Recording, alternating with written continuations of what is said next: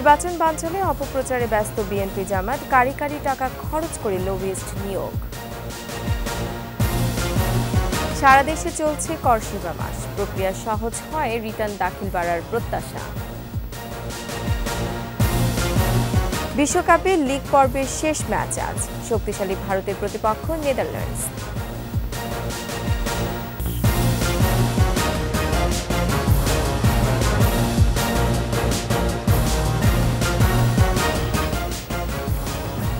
শুনছিলেন first security ইসলামী bank limited সংবাদ শিরোনাম। আমন্ত্রণ সকাল 9টার 21 সংবাদে, সাথে আছে আমি রোমান আমিন। 21 টেলিভিশনের সংবাদ একই সাথে সরাসরি দেখতে পাবেন আমাদের ফেসবুক পেজ www.facebook.com/2124 অনলাইনে।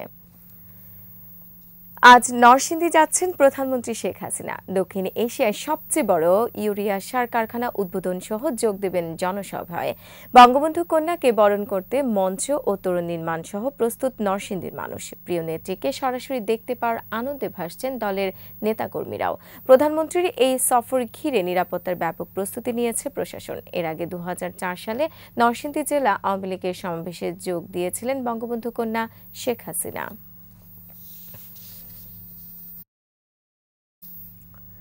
বাংলাদেশের নির্বাচন বানচালে অপপ্রচারে ব্যস্ত বিএনপি জামাত। পশ্চিমা বিশ্বের কাছে দেশের গণতন্ত্র ও মানবাধিকার পরিস্থিতিকে নেতিবাচক দেখাতে লবিস্ট নিয়োগ করে ভুল ও মিথ্যা তথ্য দিচ্ছে তারা, এমনটাই বললেন যুক্তরাজ্য ভিত্তিক গবেষণা সংস্থা স্টাডি সার্কেল লন্ডনের চেয়ারপারসন সৈয়দ মোজাম্মেল আলী। এ ব্যাপারে সরকারকে আরও দায়িত্বশীল এবং কৌশলী হওয়ার তাগিদ দেন তিনি। আরও জানাচ্ছেন দুলি মল্লিক। পশ্চিমা বিশ্বের কাছে বাংলাদেশের গণতন্ত্র ও রাজনৈতিক স্থিতিকে প্রশ্নবিদ্ধ করতে দীর্ঘদিন ধরেই নানা তৎপরতা চালিয়ে যাচ্ছে বিএনপি জামাত।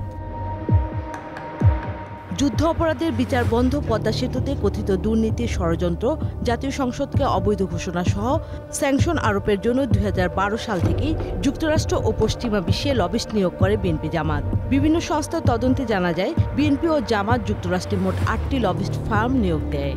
এর মধ্যে বিএনপি 2017 সাল পর্যন্ত 4টি এবং 2019 সালে একটি লবিস্ট ফার্ম নিয়োগ করে। আর যুদ্ধ অপরাধীদের বিচার ঠেকাতে 3টি লবিস্ট ফার্ম নিয়োগ করে জামাত ও বিএনপি।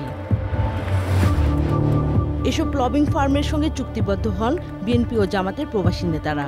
কখনো কখনো যুক্ত করা হয় গায়বী বা ভুইফোর প্রতিষ্ঠানের নাম। বিভিন্ন সংবাদ মাধ্যমের অনুসন্ধানী প্রতিবেদনে এরকম 5টি লবিস্ট ফার্মের নাম উঠে এসেছে। জাতীয় সংসদ নির্বাচনকে সামনে রেখে এই অপতৎপরতা যে আরও জোরালো হয়েছে তা স্পষ্ট হয় গেল মে মাসে 6 মার্কিন কংগ্রেসম্যানের চিঠি ও সেপ্টেম্বরে ইউরোপিয়ান পার্লামেন্টের রেজুলেশনে। তবে বাংলাদেশ পরিস্থিতি নিয়ে বিএনপি জামাতের এসব অপতৎপরতা কতখানি সত্য তা কি যাচাই করে দেখছে পশ্চিমা বিশ্ব? এমন প্রশ্নের উত্তর মেলে সম্প্রতি ইউরোপীয় ইউনিয়নের 10 MEPকে সঙ্গে নিয়ে সেমিনারের আয়োজন করা গবেষণা সংস্থা স্টাডি সার্কেল লন্ডনের চেয়ারপারসন সৈয়দ মোজাম্মেল আলীর বক্তব্যে। আমি স্টাডি সার্কেল থেকে ইউ পার্লামেন্টে এই বছর এটা নিয়ে 3বার প্রোগ্রাম করলাম। পার্সোনাল এক্সপেরিয়েন্স, প্রত্যেকেই বলছে যে তুমি যে সমস্ত ইনফরমেশন দিচ্ছ, a lot of these were not known to us. জানান, যুক্তরাষ্ট্র সহ ইউরোপের দেশগুলোতে এখন বিএনপি জামাত জোটের লবিস্টরা খুবই সক্রিয়। বিএনপি এবং জামাত তাদের কিন্তু লবিস্ট পার্টি আছে বলে আমার মনে হয়, বাইরে খুব ইফেক্টিভলি আছে।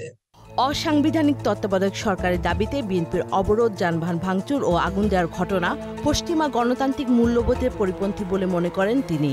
জ্বালায় পোড়া, ভিন্ডিকটিভ, ডিস্ট্রাকটিভ অ্যাক্টিভিটিস করে না, তাতে অ্যাচিভ করবে তারা কি? কানাডার আদালতে বিএনপিকে 4বার সন্ত্রাসী সংগঠন হিসেবে উল্লেখ করা হয়েছে। সর্বশেষ একটি রায় বলা হয়েছে রাষ্ট্রবিধ্বংসী। রায়গুলোতে বিপুল পরিসরে আলোচিত হয়েছে ফ্যাক্ট ভিত্তিক নানা তথ্য। বিএনপির গণতান্ত্রিক চর্চা এবং প্রাতিষ্ঠানিকতা নিয়েও প্রশ্ন তুলেন এই বিশেষজ্ঞ। I want to ask a question. BNP নিজেদের কনফারেন্স পার্টির মধ্যে কবে হয়েছে লাস্ট? আমার তো মনে নাই। হ্যাঁ, যে পার্টির মধ্যে নিজেদের মধ্যে ডেমোক্রেসি কালচার নেই, how can they talk about democracy? ভূ রাজনৈতিক কারণে বাংলাদেশকে ঘিরে পশ্চিমা বিশ্বের আগ্রহ বাড়ছে। এই অবস্থায় অপপ্রচারের বিরুদ্ধে ফ্যাক্ট ভিত্তিক তথ্য তুলে ধরার পাশাপাশি বিশেষজ্ঞ প্যানেলের মাধ্যমে গবেষণা ও প্রচারে গুরুত্ব আরোপ করেন এই বিশেষজ্ঞ। পাবলিকের কাছে, বিদেশিদের কাছে সত্যি ঘটনাটা তুলে ধরতে হবে। দুলি মল্লিক, 21 টেলিভিশন। বিএনপির অবরোধ অকার্যকর হয়ে পড়েছে। চতুর্থ দফার অবরোধেও রাজধানী সহ সারা দেশে চলছে গণপরিবহন, মাঠে নেই নেতাকর্মীরাও। রাজধানীতে সকাল থেকে কোথাও পিকেটিং দেখা যায়নি। গণপরিবহন ও ব্যক্তিগত গাড়ির পাশাপাশি চলছে পণ্যবাহী গাড়িও। খুলনা, রংপুর, রাজশাহী, বরিশাল, ময়মনসিংহ বিভাগীয় শহরসহ অন্য জেলাগুলোতেও চলছে যানবাহন। গাজীপুরে ঢাকা টাঙ্গাইল ও ঢাকা ময়মনসিংহ মহাসড়কে চলাচল করছে গণপরিবহন। সিরাজগঞ্জের বঙ্গবন্ধু সেতু পশ্চিম সংযোগ মহাসড়ক হয়ে উত্তরবঙ্গে বাসসহ চলছে পণ্যবাহী ট্রাক ও যানবাহন। সারা দেশে ট্রেন চলাচল স্বাভাবিক। সড়ক মহাসড়কগুলোতে মোতায়েন রয়েছে আইন শৃঙ্খলা রক্ষাকারী বাহিনী। দর্শক, রাজধানীর অবরোধের খবরাখবর জানব সহকর্মী রাসেল খানের কাছ থেকে। রুমানা, আপনার মাধ্যমে আমরা দর্শকদের জানাতে চাই যে সরকারের পদত্যাগ ও বিএনপির নেতাকর্মীদের গ্রেপ্তারের প্রতিবাদে যে বিএনপির যে টানা অবরোধ কর্মসূচি তার কিন্তু চতুর্থ দফায় আজ প্রথম 48 ঘন্টার যে অবরোধ কর্মসূচি তার কিন্তু আজ প্রথম দিন। বিএনপির যুগ্ম মহাসচিব রুহুল কবির রিজভী যে একটি খুদে বার্তা দিয়ে 48 ঘন্টার অবরোধ দেখেছেন, তারপর থেকে কিন্তু গতকাল সন্ধ্যায় দু একটি বিচ্ছিন্ন ঘটনার খবর আমরা পেয়েছি। কয়েকটি বাসে গণপরিবহনে আগুন দিয়েছে দুর্বৃত্তরা। এরপর কিন্তু আজ যে সকাল 6টা থেকে যে অবরোধ কর্মসূচি পালিত হচ্ছে তা কিন্তু একেবারে ঢিলেঢালাভাবে পালিত হচ্ছে। আমরা যদি আপনাকে একটু সড়কের দৃশ্যটি একটু দেখাতে চাই তাহলে দেখবেন যে এখানে প্রচুর ব্যক্তিগত গাড়ি এবং গণপরিবহন আমরা দেখতে পেয়েছি এবং আমরা রাজধানীর বেশ কয়েকটি সড়ক ঘুরে দেখেছি এবং যে প্রত্যেকটি সড়কে কিন্তু গণপরিবহন এবং ব্যক্তিগত পরিবহনের চাপ রয়েছে। তো যেহেতু অফিস, স্কুল, কলেজ সব কিছু স্বাভাবিক, সব কিছু খোলা রয়েছে, তো সড়ক পথের দৃশ্য কিন্তু একেবারেই স্বাভাবিক। এছাড়া লঞ্চ এবং ট্রেন, আমরা কমলাপুর স্টেশন থেকে সকালে কিন্তু বেশ কয়েকটি ট্রেন বিভিন্ন জেলার উদ্দেশ্যে ছেড়ে যেতে দেখেছি। এছাড়া যে বাস টার্মিনাল, দূরপাল্লার বাস, সেটিও কিন্তু যাত্রী কম থাকলেও মোটামুটিভাবেই কিন্তু ঢাকা থেকে বিভিন্ন জেলার উদ্দেশ্যে ছেড়ে গেছে। তো খুবই ঢিলেঢালাভাবে বলা যায়, একেবারেই ঢিলেঢালাভাবে কিন্তু বিএনপির যে অবরোধ কর্মসূচি সেটি কিন্তু পালিত হচ্ছে। এছাড়া যে মানুষের জানমাল নিরাপত্তা এবং যে কোনো অপ্রীতিকর ঘটনা এড়াতে রাজধানীর যে গুরুত্বপূর্ণ সড়ক রয়েছে সেগুলোতে কিন্তু পর্যাপ্ত পরিমাণ পুলিশ মোতায়েন এবং পুলিশের পাশাপাশি বিজিবি এবং র্যাব কিন্তু টহল দিচ্ছে, নিয়মিত টহল দিচ্ছে। তো বলাই যায় যে স্বাভাবিকভাবেই কিন্তু একেবারেই স্বাভাবিকভাবে কিন্তু পালিত হচ্ছে বিএনপির অবরোধ কর্মসূচি। দর্শক, এই পর্যায়ে চলে যাচ্ছি ময়মনসিংহে। সেখান থেকে অবরোধের খবর জানাচ্ছেন বিভাগীয় প্রতিনিধি আতাউর রহমান জুয়েল। ময়মনসিংহে ঢিলেঢালাভাবে চলছে। নগরীতে গণপরিবহন স্বাভাবিকভাবেই চলাচল করছে, তবে ময়মনসিংহ কেন্দ্রীয় বাস টার্মিনাল থেকে ঢাকার উদ্দেশ্যে কোনো বাস এখন পর্যন্ত ছেড়ে যায়নি। ঢাকা থেকেও কোনো বাস ময়মনসিংহের উদ্দেশ্যে ছেড়ে আসেনি। এছাড়া বিএনপি এবং সমমনা দলগুলোর কোনো ধরনের পিকেটিং এবং মিছিল আমাদের চোখে পড়েনি। আইন শৃঙ্খলা রক্ষাকারী বাহিনী মোড়ে মোড়ে সতর্ক অবস্থানে আছে যাতে করে কোনো অপ্রীতিকর ঘটনা না ঘটে। জেলা পুলিশ সুপার মাসুম আহমেদ আমাকে যেটা জানিয়েছেন, সকাল থেকে সব কিছু ঠিকঠাকভাবে চলছে, কোথাও কোনো অপ্রীতিকর ঘটনা এখন পর্যন্ত ঘটেনি। এই ছিল আমার কাছে ময়মনসিংহে অবরোধের প্রথম দিনের সর্বশেষ তথ্য। অন্য প্রসঙ্গ, রাজধানী সহ সারা দেশে চলছে করসীমা মাস। নতুন আয়কর আইন অনুযায়ী সহজে আয়কর রিটার্ন দাখিল করা যাচ্ছে। এবার স্বল্প আয়ের করদাতাদের জন্য এক পাতার ফর্মে রিটার্ন জমার সুযোগ রাখা হয়েছে। প্রক্রিয়া সহজ হয়, রিটার্ন দাখিল বাড়বে বলে আশা করছেন সংশ্লিষ্টরা। এদিকে চলতি মাসের রিটার্ন জমা না দিলে গুনতে হবে জরিমানা। তৌহিদুর রহমানের রিপোর্ট। এবারও হচ্ছে না আয়কর মেলা, তবে নভেম্বর জুড়েই বিশেষ কর সেবা পাবেন করদাতারা। কর অঞ্চলগুলোতে অনেকটা মেলার আদলেই মিলছে সেবা। পাশাপাশি ঢাকা অফিসার্স ক্লাব, ঢাকার সেনানিবাস সহ কয়েকটি স্থানেও রিটার্ন জমা দেওয়ার বিশেষ আয়োজন রয়েছে।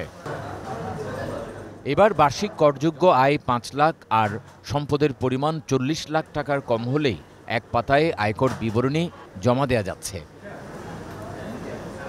এখন পর্যন্ত ভিড় ছাড়াই কর অঞ্চলগুলোতে রিটার্ন জমা দিচ্ছেন করদাতারা। যাদের অ্যাসেটগুলো কম তাদের জন্য এক পাতার রিটার্নের একটা ব্যবস্থা করেছে। ওখানে খুব বেশি ঝামেলার নাই। আমার মনে হয় যে আগের চেয়ে অনেকটা ভালো হয়েছে। এখন তো মোটামুটি ভিড় কম, আগের তুলনায় অনেক সুবিধা, এখন জমা দিতে অনেক সহজ হয়েছে। নতুন আইনের আলোকে কম আয়ের করদাতার রিটার্ন জমা সহজ করতে এক পাতার ফর্ম চালু করা হয়েছে। কোন খাত থেকে কত আয় হয়েছে এর বিস্তারিত লিখতে হয় না, শুধুমাত্র মোট আয়ের তথ্য দিলেই হবে। 30শে নভেম্বর আয়কর দিবস, আদার দেন কোম্পানি, তাদের জন্য সেটা হচ্ছে লাস্ট ডেট। এরপরে রিটার্ন দিতে পারবেন, কিন্তু কিছু কিছু সুবিধা উনি পাবেন না। কর্মুক্ত আয়ের সুবিধা পাবেন না, কর অব্যাহতির সুবিধা পাবেন না, বিনিয়োগজনিত আয়কর রিয়াতের সুবিধা পাবেন না। অধিকন্ত মাসিক 4% হারে ওনাকে বিলম্ব সুদ দিতে হবে। শেষ দিকে ভিড় বাড়ে, তাই ঝামেলা এড়াতে আগেভাগেই রিটার্ন দাখিলের পরামর্শ দিচ্ছেন রাজস্ব কর্মকর্তারা। যারা করদাতা আছেন তারা যদি আগেভাগেই রিটার্ন দেন, ওনারা বেশ সুন্দর পরিবেশে, উৎসবমুখর পরিবেশে এসে হ্যাসেল ফ্রি ওনার রিটার্নটা জমা দিয়ে যেতে পারেন। চলতি অর্থবছরের সেপ্টেম্বর পর্যন্ত টিআইএনধারীর সংখ্যা 93,46,869, যা গেল অর্থবছরে ছিল 90,03,000। তবে আয়কর রিটার্ন দাখিলকারীর সংখ্যা মাত্র 35 লাখ।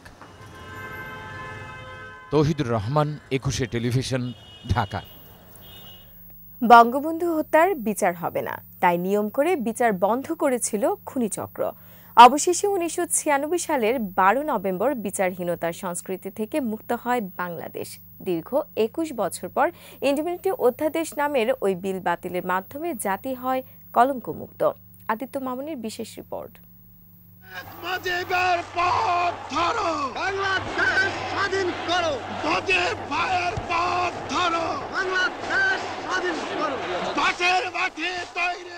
দীর্ঘদিনের পাকিস্তানি শোষণের বেড়াজাল থেকে নিপীড়িত বাঙালিকে মুক্ত করে স্বাধীন দেশের অভ্যুদয় ঘটান জাতির পিতা বঙ্গবন্ধু শেখ মুজিবুর রহমান।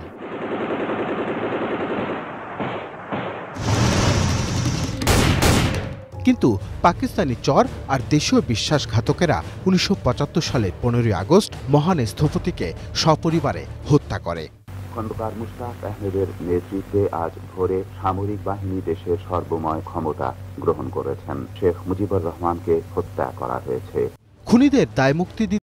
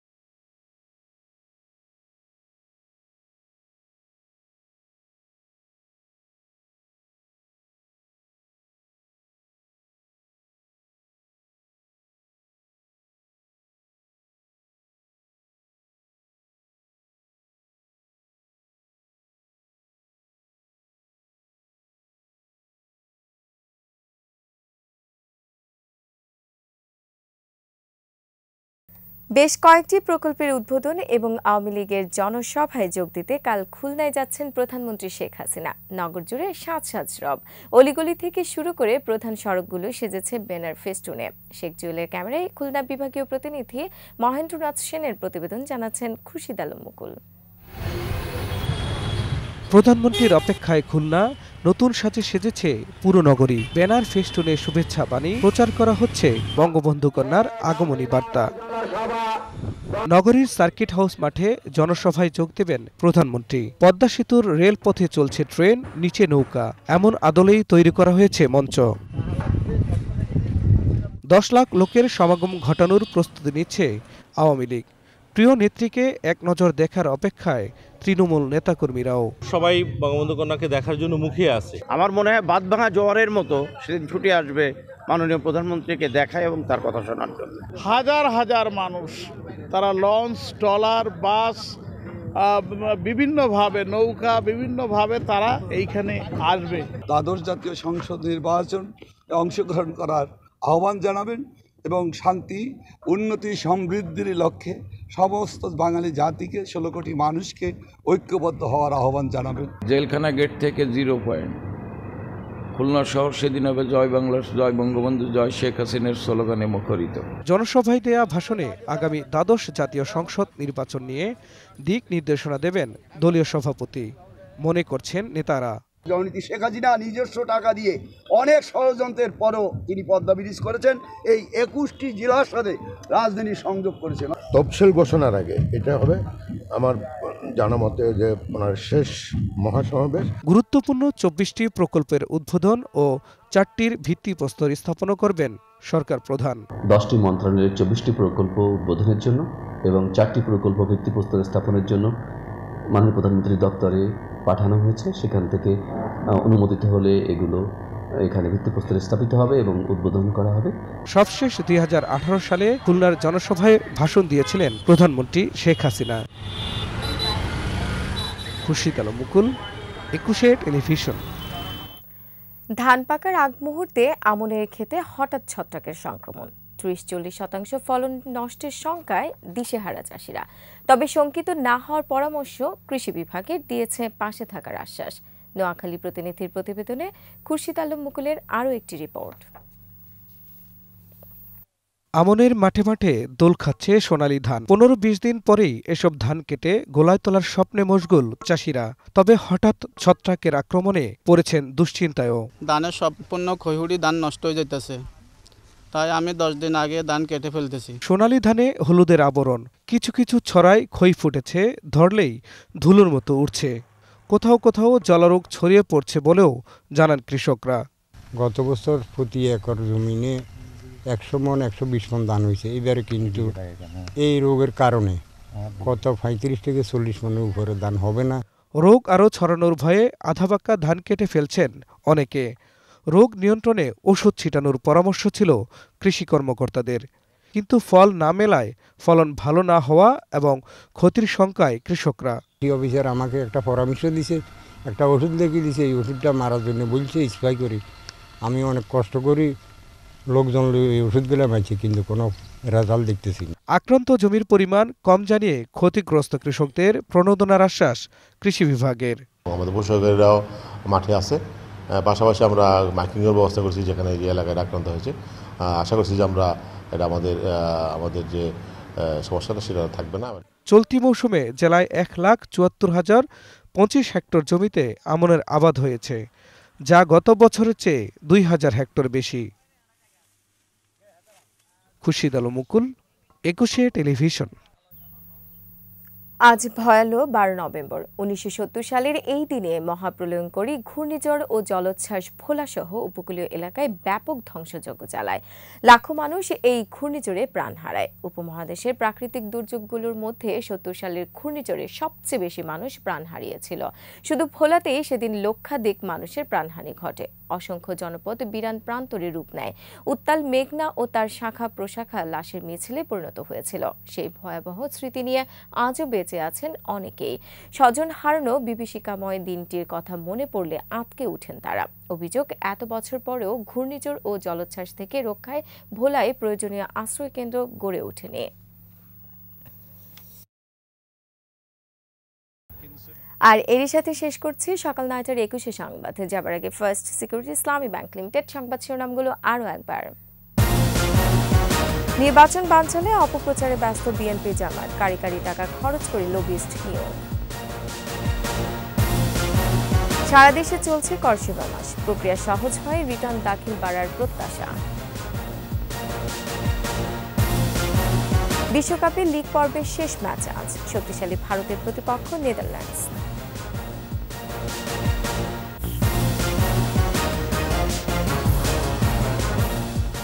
দর্শক, সর্বশেষ খবর জানতে ডায়াল করুন 2021 নম্বর আর ভিজিট করুন 21-tv.com এই ওয়েবসাইটে। এছাড়া ফেসবুকে ভিজিট করতে পারেন facebook.com/2124 অনলাইনে।